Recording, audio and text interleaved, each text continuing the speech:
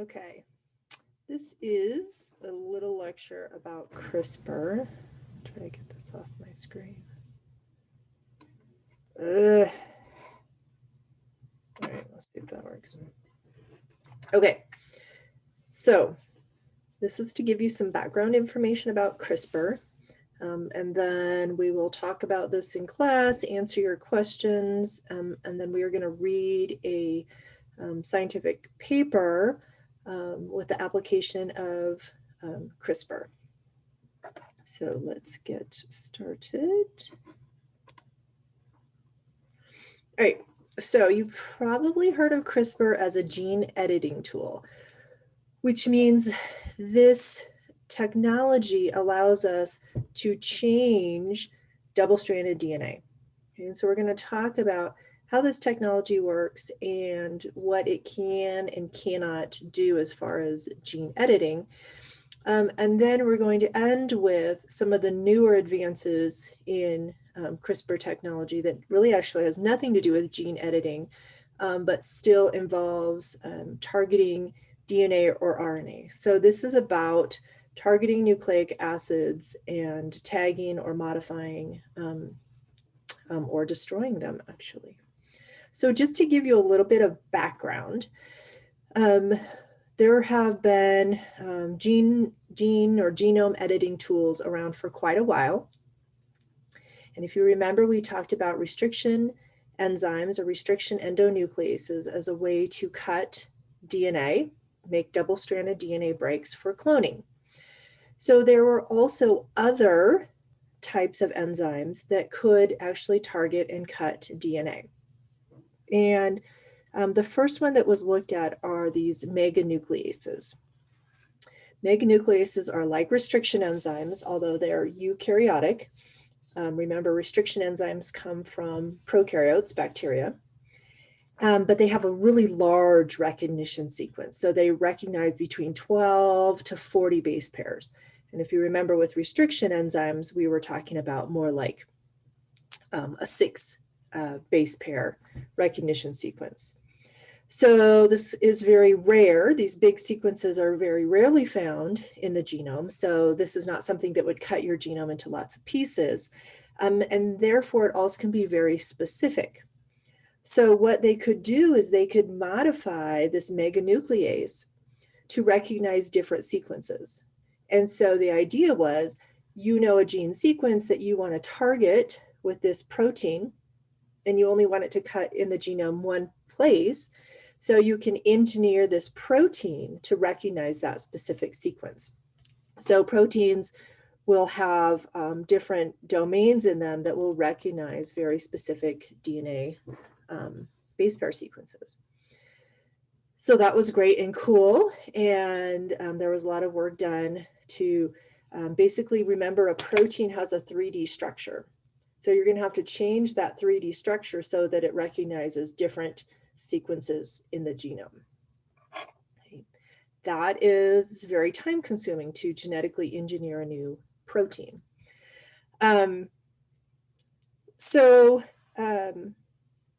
was one. The next kind of evolution of this was the zinc finger endonucleases. So zinc finger is really the part of a protein that recognizes a specific DNA sequence. And we find these on like transcription factors. So transcription factors will recognize specific sequences to promote transcription.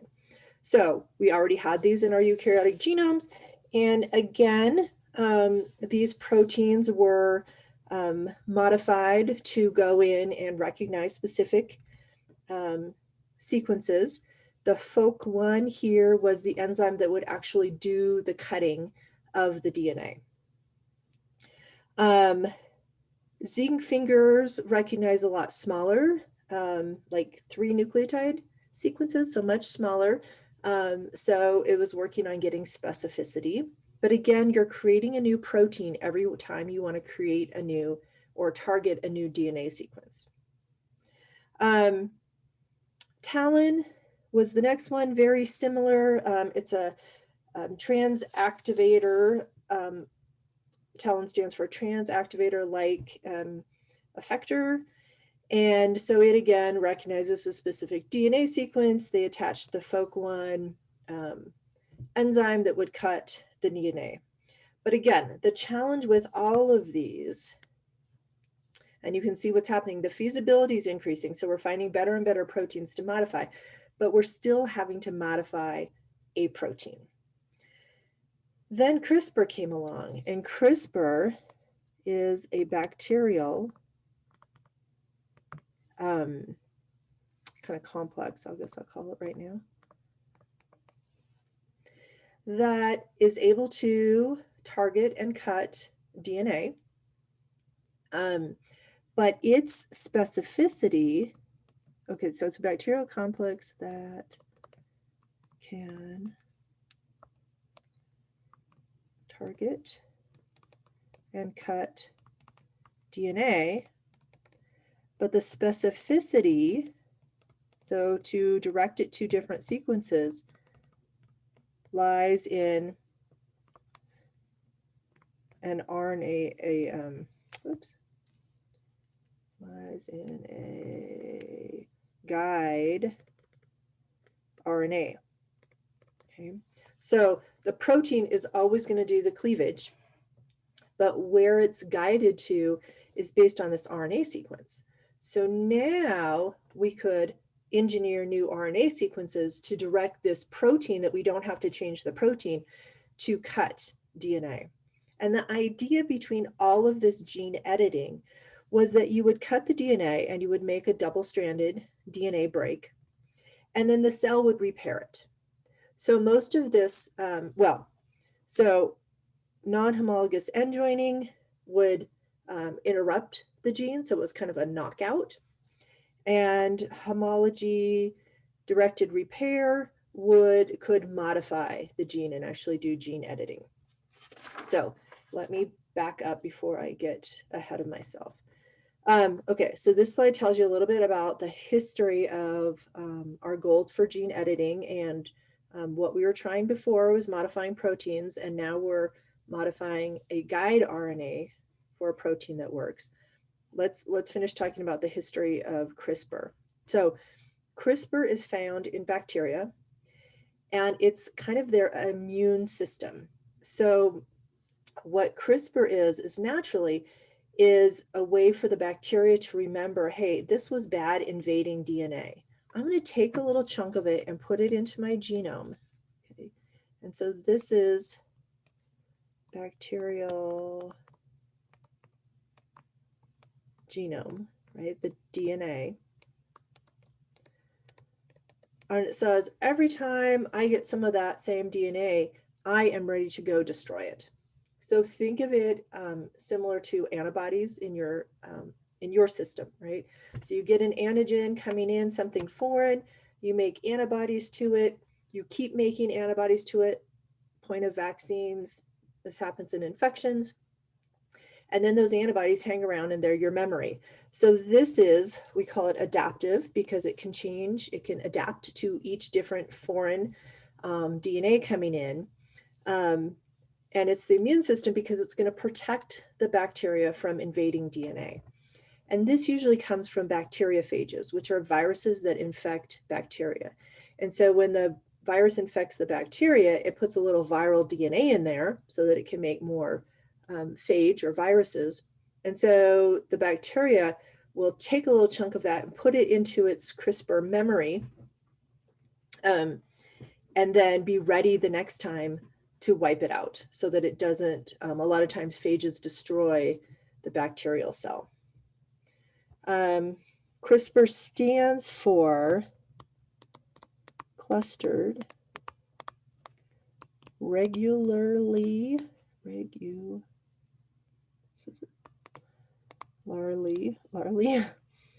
interspaced short palindromic, make sure I get this all right, repeats. So the CRISPR part is actually DNA sequence. The Cas part is the protein that does the cutting.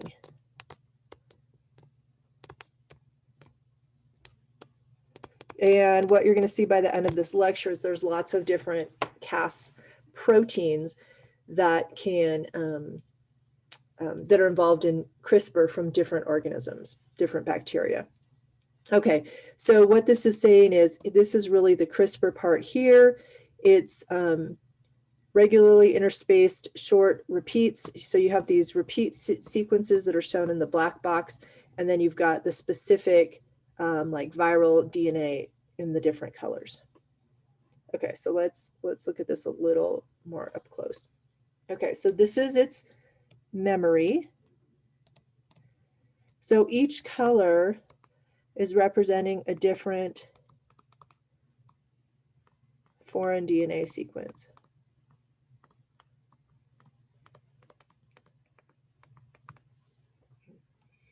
And these sequences are between 21 and 72 base pairs.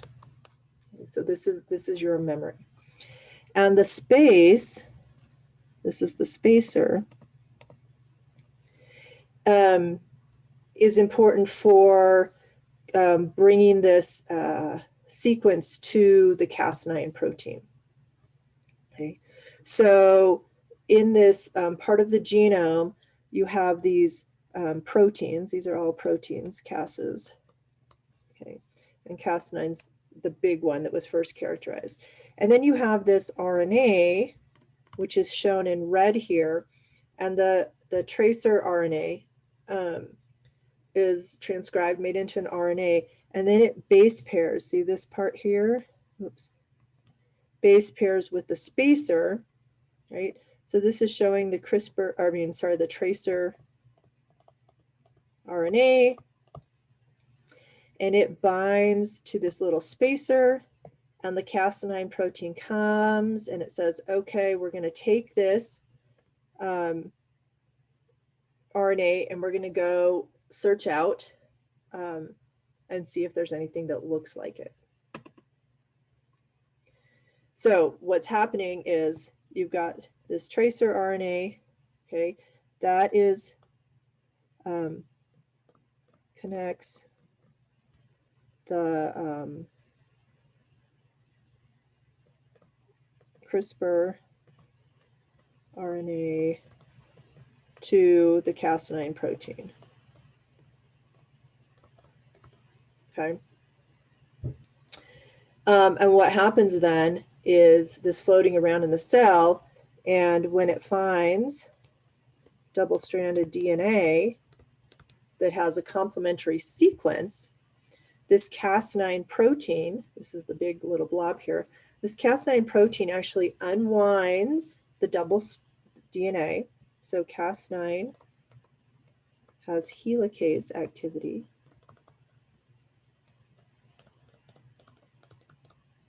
And it unwinds the target DNA.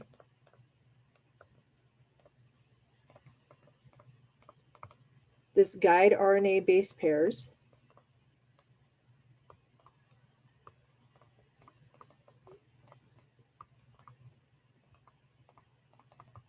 And then you've got two proteins. Whoops, you don't want to do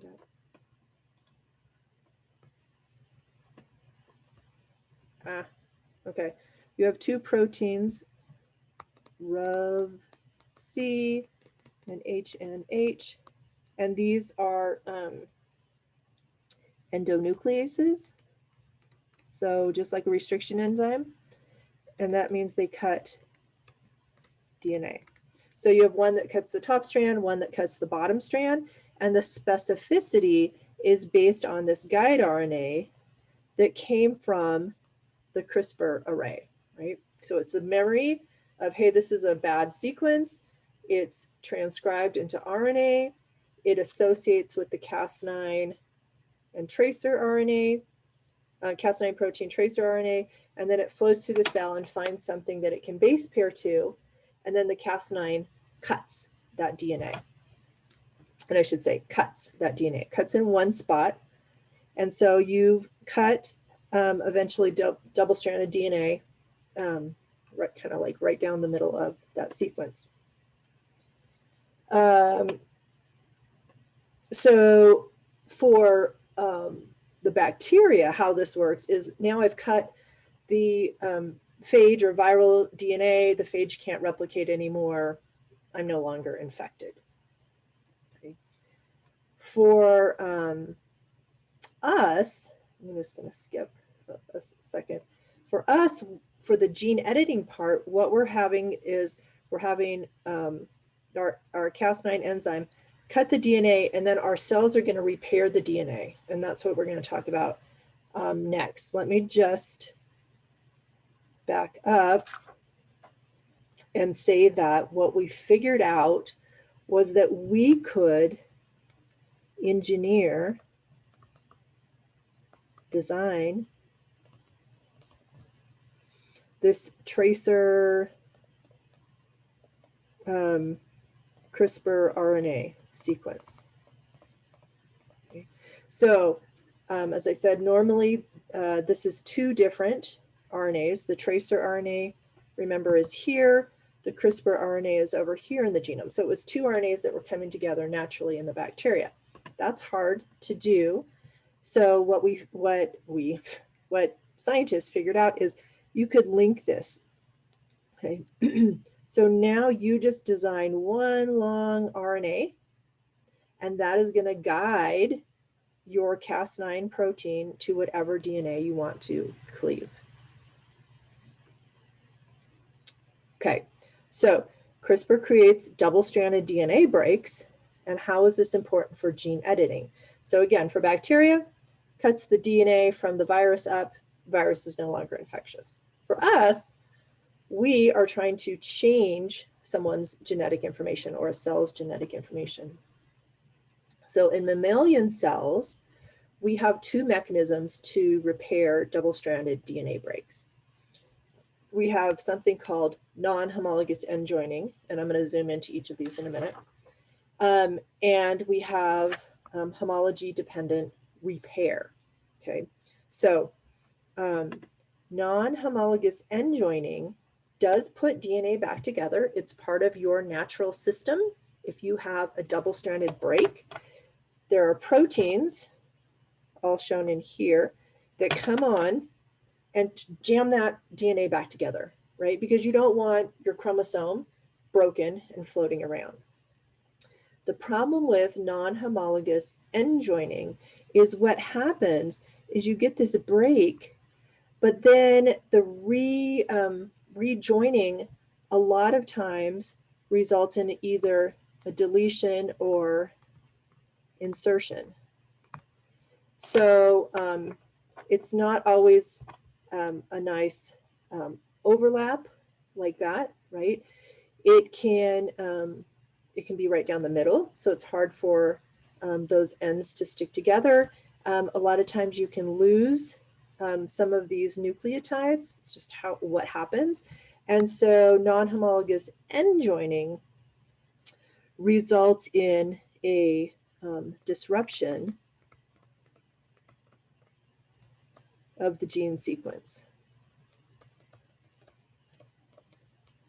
So it doesn't put things back together properly, which can be an issue, can potentially lead to cancer.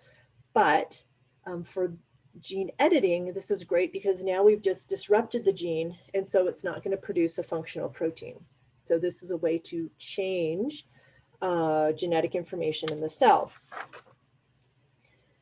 That's great. You disrupt a gene, it doesn't work anymore. But what if you want to actually edit and change or fix the gene sequence? So that was one of the ideas with gene editing is, hey, maybe we can go in and fix someone's gene sequence so that they make the proper functional protein.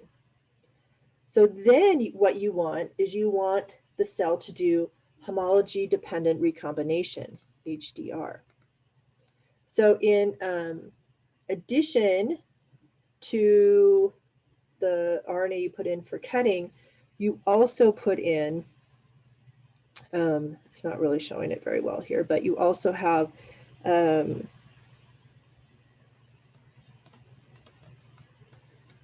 you have a guide sequence to repair the DNA. Oh, it's right up there. Gosh. Right up here. So here's the DNA that you want to insert.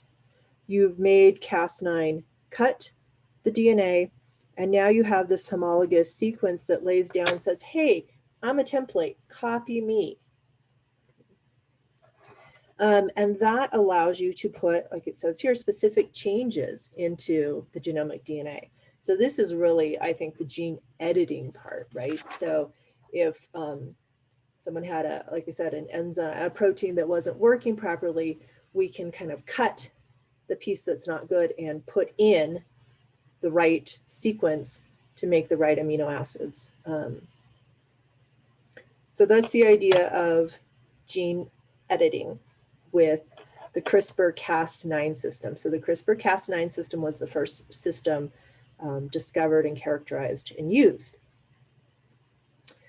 But there's some limitations to this. So it's great because you can design this guide RNA, but this Cas9 enzyme requires a PAM sequence.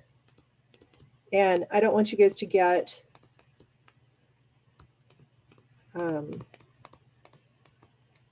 I'm too overwhelmed with the details, but I don't want to leave out some of the details so that you miss how this system works and why we've modified it so much. So the PAM sequence is called a protospacer adjacent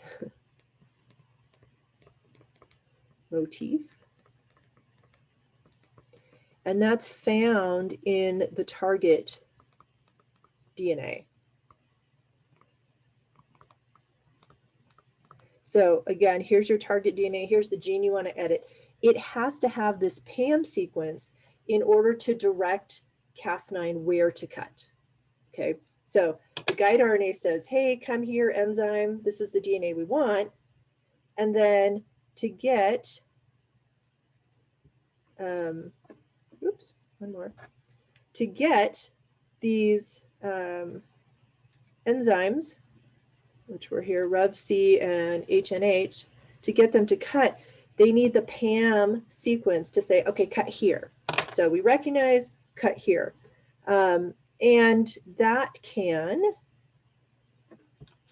be a challenge because for the Cas9, which was from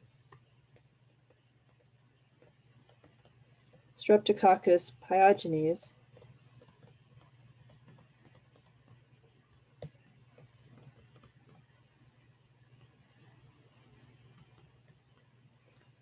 you had to have an N, which could be any nucleotide, GG, about 3 to 4 nucleotides from where you wanted it to cut. So now you've started to get, what do I want to say? Well, restrictions on what sequence you can cut.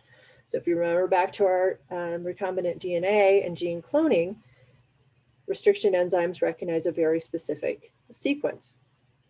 Cas9 needs this NGG PAM sequence in order to know where to cut. So it is also requiring a very specific sequence. So if you want to repair something in a DNA gene and it doesn't have an NGG about 3 to 4 nucleotides from where you want to cut, you've got a challenge there, okay? Because the Cas9 won't cut. So this is just kind of showing you an example. So here's a sequence you want to cut. I hope I haven't been, sorry, blocking anything. So here's NGG, TGG, and then you know it's going to cut about 3 to 4 nucleotides from here, right? But if that's not where you want it to cut, you've got issues, right? Because you can see that there's not a lot of, here's some GGs, TGGs, so you could direct it to cut here. I guess what I'm trying to make the point is this is one of the limitations of the system because it requires these specific sequences. And if you don't have that PAM sequence, you can't modify that place in the genome. So research was done and they started changing the Cas9 protein. So they made variants so it would recognize different sequences. But again, now we're dealing with modifying a protein. That's a lot more work than just modifying, guiding a protein with an RNA molecule. This is just to show you that here's our one we were just talking about. So now they looked at, they made different variants of the Cas9 protein, so NGG, NGAG. You can also look at different bacterial strains who have different PAM sequences. So there was now a little bit more flexibility, but one of the issues was what we call off-target, right? So you can see that this isn't super specific, right? And you're creating some guide RNA to target your sequence. But what if it finds something else that is very similar in sequence? And that's called an off-target issue. So you don't want your genome cut other places. There's lots of great computer programs that will help scan the genome and help you design, just like designing primers for your gene of interest for PCR. It will help you design guide RNAs to get as much specificity as you can. So a lot of papers now have said that the off-target issue is very small. But again, if you're going to go in editing some person, you don't want to edit sites that you did not intend. So we have a system, CRISPR Cas9 for gene editing, that's fairly efficient. Oh, that was what I forgot to say up here. So the homology dependent recombination is a very inefficient. It's not as easy to get this repair mechanism happening as it is to just jam the pieces together with non-homologous end joining. So this is very efficient. You can easily disrupt genes. But if you want to fix or change a gene, this has a much lower efficiency. So that's why I put efficient, depends, fairly inexpensive if all you have to do is design a DNA RNA molecule. It's pretty easy to do in order. It's not huge pieces, fast to design. Like I said, lots of great computer programs out there that you say, this is the gene I want to target. Give me some guide RNAs. Lots of great computer science people programming that.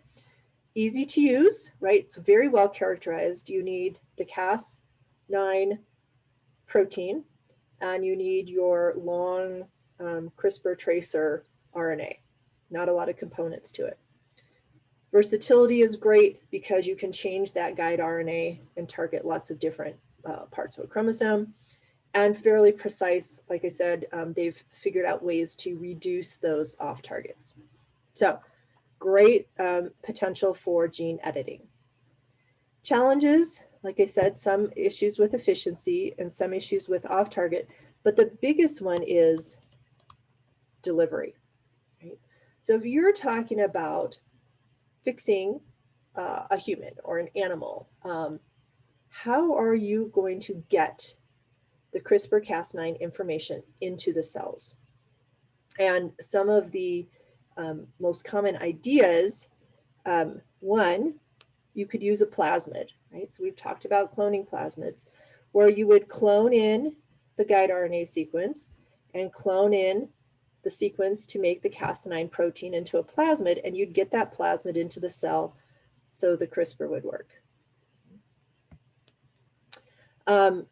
Some places, experiments have cells that already express the Cas9 protein. And so, or let me back up, I shouldn't say that. If we're trying to get more in vivo, you can try to get the Cas9 messenger RNA, and the guide, SG stands for small guide, RNA, into the cell together. The RNAs, the Cas9 will be transcribed, or translated, and the guide RNA will work together. So you can get RNA into cells, you can get DNA into cells, or this is talking about an RNA protein complex, that's RNP, into cells, right? So since mammalian cells do not have Cas9 in them, you've got to give the cells both the protein information and the guide RNA information. So how do we do that? How do we get that into cells? So we'll talk, I'm going to come back to this in a minute, viral vectors, but some of the ways they do it in the lab is you can microinject. So you could put DNA or RNA or the protein complex, RNA protein complex, just inject it into a cell. Or electroporation, we've talked about that for getting plasmid DNA. So you kind of make the cell membrane a little bit permeable, and you shove, kind of force the components into the cell. Chemical methods. So this is gold nanoparticles. What is this one? Oh, a cell penetrating peptide. So it kind of drives the protein complex in, or LNPs are liposome nanoparticles, which is how the Pfizer and Moderna vaccines are delivering RNA. So liposome nanoparticles have been used a lot in science, right? So gets through the membrane. But can you imagine doing this in a person, right? How do you get it to the specific cells you want to change and not to every single cell, right? So for a vaccine, we just want to inject it, get it into some of those cells that start presenting the antigen, and we make antibodies to it. But here, if you want to say someone has cystic fibrosis, which is a defective transporter protein. So you want to get the CRISPR information into their lungs so that it will fix the genetic information in those cells, and they'll make a functioning transporter protein. Well, that's really hard to do specifically with these non-viral vectors. So viral vectors means you package that genetic information, and this would be a plasmid DNA, into a virus coat. And viruses are very efficient at getting things into cells. And you can actually modify some of these viral vectors enough to get it to a specific receptor and to get specificity. Oops. But the delivery is still a challenge, right? Because how do you get that virus to go specifically where you want it to without causing an immune response? Lungs are a great site because you get it right there. But what if you wanted to go to the liver? Or what if you needed it to go to the bone marrow? Or what if you needed it to go to some specific muscle region? It makes it a lot harder. So just to give you some examples of some CRISPR technology, sorry you can't see this, but you have the PowerPoint. They did do some work using CRISPR to try to cure people of HIV. So HIV is a virus that has an RNA genome, but it's the one that has reverse transcription or reverse transcriptase, right? So it can take its RNA genome, reverse transcribe it into double-stranded DNA, and insert that DNA into your genome. So once you're infected with HIV, you're infected for life because it becomes part of your genetic information. And the challenge too is that it's infecting your T cells, which are part of your immune system. And so the virus is dampening the immune system, and that's where AIDS comes in, right? Acquired immunodeficiency syndrome, because the HIV is now slowly killing your T cells. So the idea is they've been taking T cells out of the patient. So this is called ex vivo, outside of the body.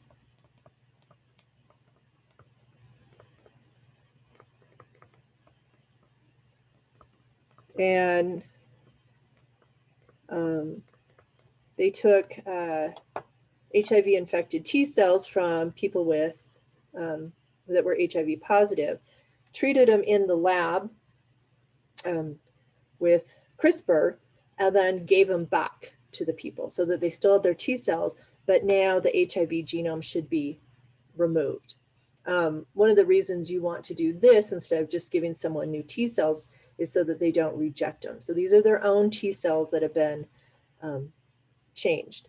And they actually use a double, it's pretty interesting, a double CRISPR, where they cut two ends of the HIV genome and really eliminate. It's great potentially, but how do you get every T cell fixed, right? And you're taking T cells from the person, modifying them in the lab and putting them back in. It's very expensive, very, excuse me, cumbersome type of therapy. The CRISPR gene editing you may have heard of is this researcher, Dr. He, decided to work on embryos, and his justification for using gene editing on an embryo was he said, I'm going to cure these babies of never being able to get HIV before they're even born. So the father was HIV positive, the mother was not.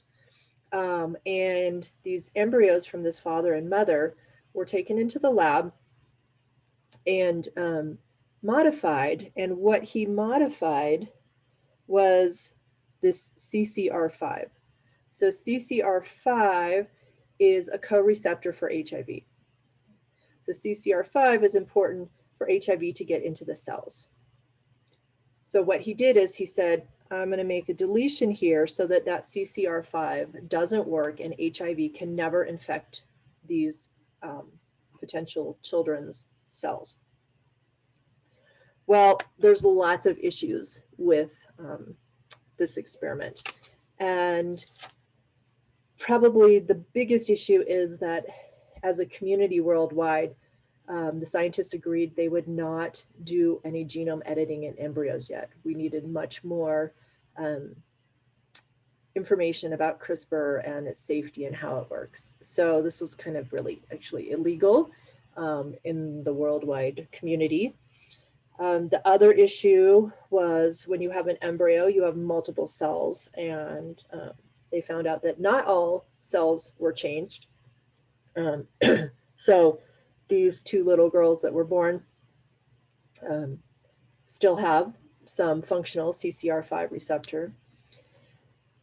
The other issue, and a huge argument against his whole premise, is there are easier ways to avoid HIV infection than modifying someone's genetics. And remember, you've modified their genetics. That means their children's genetics and their children's genetics have now been modified. The CCR5 mutation that he was trying to replicate with CRISPR is a naturally found CCR5 mutation. It's naturally found in about 10% of Europeans. And they think it helped, they think why some people have it is it helped them fight off or survive the plague back in the 1800s. But this is a chemokine receptor, so it gets signaling information from the environment. It's expressed in lots of different cell types. It has a natural function. And what they've found is that people with this natural CCR5 mutation actually are more susceptible to some viral infections. So this wasn't without potential issue for these children. How he did it was he microinjected the CRISPR Cas9 and the sperm from the father into the egg. It took a bunch of different injections, and like I said, it didn't last in all the embryos. So the children are what we call mosaics. And I apologize that this is so blurry, but it was from a Twitter feed that someone took a picture of this slide that he was presenting and showing that Lulu is one of the kids, Nana is the other, and they had this modification in some of their cells, but not all of their cells. So these kids are really like a mosaic of this CCR5 mutation. Anyways, lots of ethical issues here. And I believe he's kind of in a exile prison-ish thing right now. I haven't looked into it for a while, but this was back in 2018, I think, 2019. So it's fairly new. And, you know, for privacy, of course, they're not going to share who these children, their real names or anything like that. So we'll see if more information comes out as they get older. So gene editing in an embryo, still pretty much a no-no. But the field of CRISPR guided RNA protein technology has just blown up. So this is just to show you that there's a lot of other things they can do now with genome editing, or with CRISPR beyond genome editing. So some of this is showing that they've modified, so a dCas9 means it no longer cuts, but now it's just basically a targeting method. And so they can put factors, which is proteins, on this Cas9 and have it target to a specific gene and maybe turn on that gene, or modify the chromosomes, or just tag a gene. So, oh, it's in chromosome, 24. Well, that would be impossible since we only have 23 pairs. Oh my gosh. Base editing, RNA targeting is what we're going to talk about, chromatin imaging. So they've really expanded beyond gene editing for the use of this CRISPR Cas system. What we're going to be focusing on in the paper that we read is Cas13D. So Cas9 was the genome double cut DNA enzyme. Cas13 recognizes single-stranded RNA and cuts. So Cas13 is just a different enzyme from, I didn't even look up to see what bacteria it's from, but it works by the same method. So you have a guide RNA, right, that programs Cas13. It tells it where to go, or what sequence to target, sorry. And then once it base pairs with that RNA sequence, so no longer DNA, then it cuts the RNA, usually a messenger RNA, degrades, and you stop gene expression, right? So this is a way you could potentially stop gene expression by cutting the RNA without affecting the DNA. But what we're going to read about is using this to target viruses. So SARS-CoV-2, the viral genome is RNA, no DNA involved. So we need some protein that can target RNA. So Cas13D with a programmed RNA in it can actually base pair to the SARS-CoV-2 RNA genome cut it up and you prevent the virus from making new virus. So you're stopping the infection. And we're going to talk about this pan coronavirus, which means they're looking at designing these guide RNAs to very conserved regions in multiple coronaviruses, so that it's not that you're just eliminating SARS-CoV-2, but maybe the regular coronaviruses, or if SARS-CoV-2 mutates, this CRISPR will still be able to recognize it because it's going for the very conserved regions, the parts that don't mutate, and chopping up that RNA. And they've actually, in the paper, called their little guy Pac-Man, hence the little Pac-Man. So that's where we're going with CRISPR. I hope this gives you a little bit of insight into how the CRISPR technology works. And again, the key point is you need a protein that will use the guide RNA to look for specific sequences in either DNA or RNA. Okay, that is all I have for you. Thanks.